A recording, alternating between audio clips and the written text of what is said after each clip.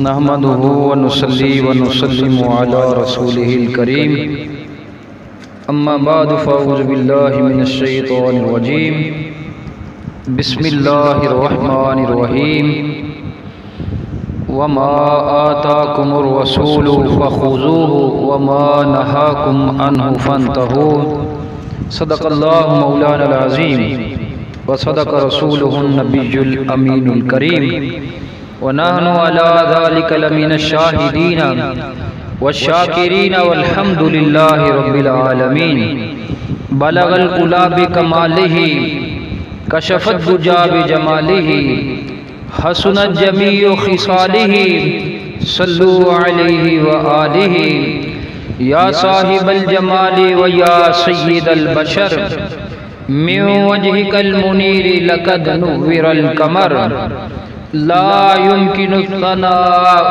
كما كان حقه بعد خدا بزرگ تو ایک قصہ مختصر. خالق کائنات پاک پروردگار عالم اللہ وحدہ لا شریک کا کرم ہے، اس کا فضل ہے، اس کا ہم شکر ادا کرتے ہیں کہ رب کریم نے ہمیں قرآن پاک کی تلاوت کی توفیق نصیب فرمائی.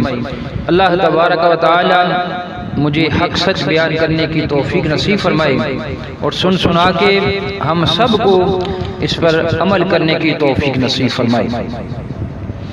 حضرت ابو امامہ رضی اللہ تعالی عنہ سے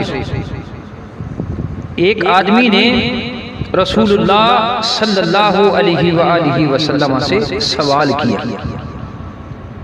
سوال کیا کیا؟ عرض کیا یا رسول اللہ، یا حبیب اللہ، بتائیے ایمان کیا ہے؟ نبی کریم علیہ السلام نے ارشاد فرمایا جب تجھے تیری نیکی خوش کرے اور تیری برائی تجھے ناخوش کرے تو سمجھ لینا کہ تو مومن ہے. سبحان اللہ. اس نے کہا اے اللہ کے رسول صلی اللہ علیہ وآلہ وسلم، یا رسول اللہ، یا حبیب اللہ، یہ بھی بتا دیجئے کہ گناہ کیا ہے؟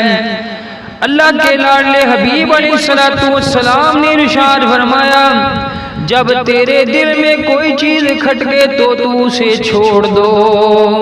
یعنی کہ اگر کوئی ایسا کام کرتے ہو کہ دل جو ہے کہہ رہا ہے، دل کے اندر کھٹک رہی ہے بات کہ یہ ٹھیک نہیں ہے، تو نبی کریم علیہ السلام نے فرمایا گناہ یہ ہے کہ جس کا دل بتائے، دل کے اندر کھٹکے کہ یہ برائی ہے، یہ کام ٹھیک نہیں ہے، فرمایا اسے چھوڑ دو. رواہ احمد.